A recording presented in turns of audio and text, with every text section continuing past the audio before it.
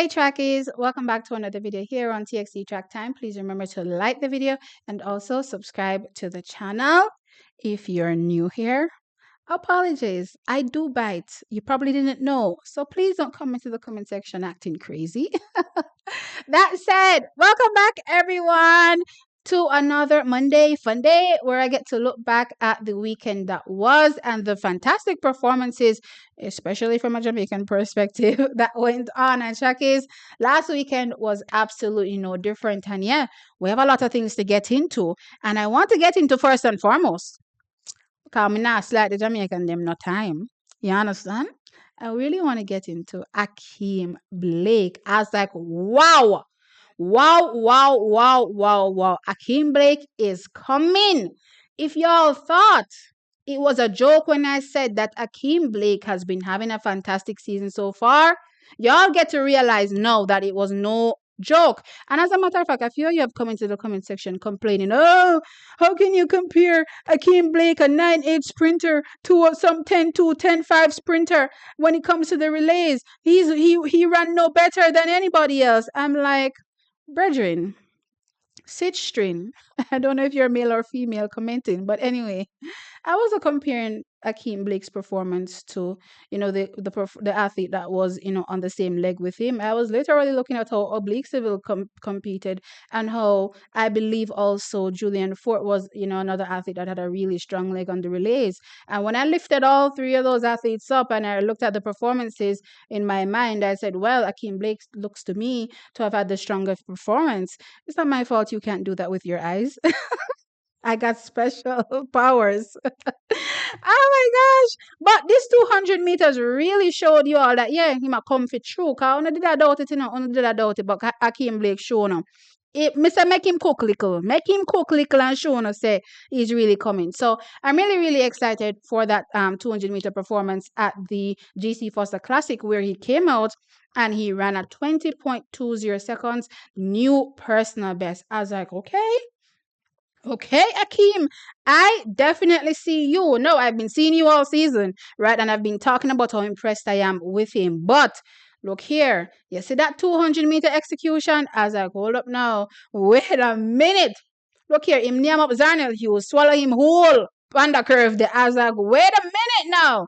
Wait a minute. Now, to be fair to Zarnell Hughes, I believe this is his first outing for 2025, right? So when you take that into consideration, I don't necessarily think that was a bad run from Zarnell at all. Plus, also, he's not the strongest starter as well. So when you take those things into consideration, I thought it was a pretty competent opening performance from Zarnell Hughes. Nothing to complain about in my mind. But still, not telling no lie. Ackeem Blake yamming food pan the curve. The cameraman, I'll nearly miss him little, when the race started. It was crazy how he rocketed out of those blocks and then he hugged the curve. I was like, damn, what excellent bend running as well, right, Chucky? So really, really strong first, 150, you would say, from an Ackeem Blake. And then I started to say, okay, let me see what happens in this final 50, because the week before that track is he didn't have the strongest final 50, right? So I wanted to see what his final 50 was going to be this week. And boy, when I tell you, he shut that down. He shut it down. Absolutely. I was like, yes, me youth. That is it. I love it. I loved every single facet of his race. I didn't see any flaw in any part of his racing in that 20.20 seconds that he clocked over the weekend. I was thoroughly impressed. And I was like, wow, Ackeem Blake, you're definitely coming for it. And I'm actually seeing a lot of intent from him in 2025. No. When we think about Ackeem Blake, right, he's coming off a pretty successful, in my opinion, very successful 2024, where he is the World Indoor Championship bronze medalist and also the Diamond League champion over the 100 meters.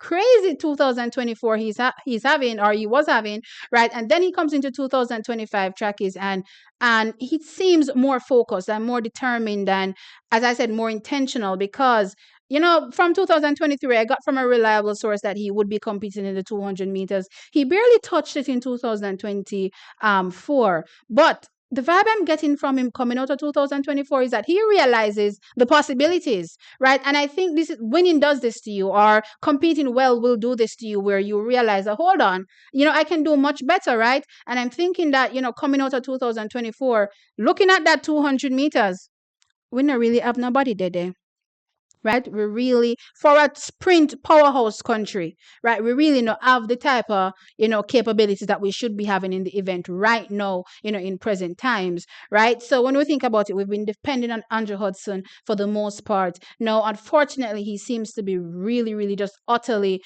injury prone. And each year, he has those setbacks, and it's prevented him from really delivering on a lot of promise that at least I was expecting from him, since he started to represent Jamaica, right? And also, recently, last year we've had a Brian Lavelle break into, sub 20, 19.97 seconds, right? But, outside of, those athletes, we don't really have nobody in the 200 meters. So I'm thinking that Ackeem Blake, yes, there was talks about him, doing that 200 meters, but really after 2024 realizes that, hey, I can actually take advantage of this situation and compete as strong as I can.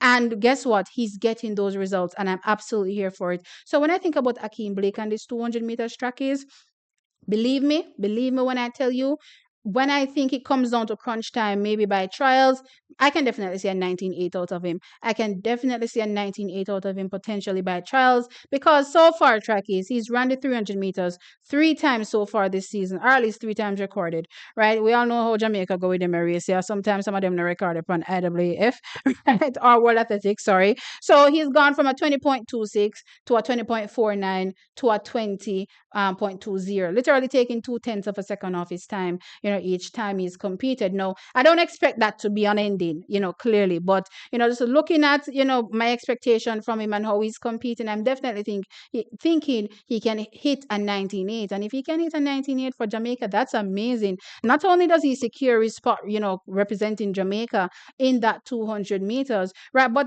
19.8 is a very competent performance if you want to talk about representing Jamaica globally, on the world stage as well, right? So I'm absolutely here for Ackeem Blake. He looks great in that 200 meters, and I'm expecting him to continue to do great, for the rest of 2025 when it comes to him competing over that 200-meter distance. Interestingly, though I mentioned, a couple athletes over that 200 meters, there's another one that's coming to compete in the 200. I can't tell about it yet, right? But coming at that 200 meters. So the 200 meters is probably going to be a little bit more exciting in 2025.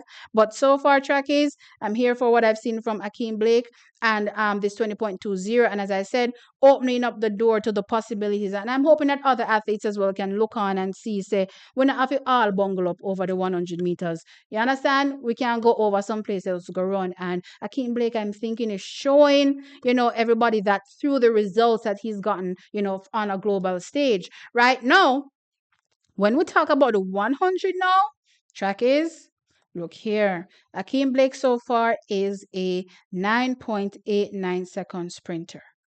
That execution told me over the weekend that Ackeem Blake, unless we have some more athletes that pop up out of nowhere, gonna be dropping some low, 9.8/9.7s. Ackeem Blake is setting himself up perfectly to not only shatter that personal best, but be one of our best 100-meter sprinters in 2025. Did you catch that 200-meter execution? The man was going, and he kept going, and he was strong throughout every facet in the race. And I was like, yes, that 100-meter final 40 in a race. Because sometimes he doesn't get it right? Sometimes he doesn't get that 100-meter execution right.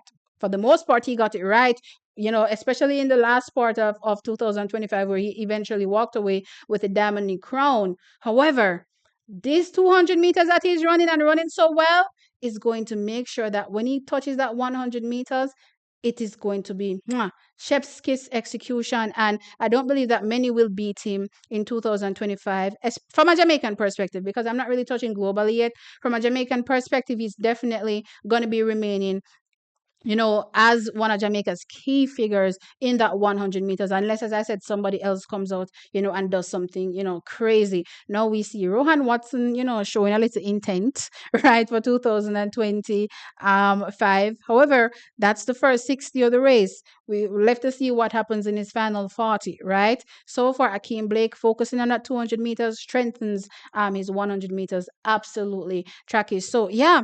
So far, so good from Akeem Blake. I'm excited for him, and I can't wait to see how the rest of his season progresses. Now, Chakis, let me know your thoughts in the comment section below. So, my assumption is it's been a few days. Y'all have watched that 20.20 seconds race. What were your thoughts? How do you think it will go for him in 2025 when you think about the local competition one and also international competition when we get there, right? What do you think his chances are in that 200 meters potentially?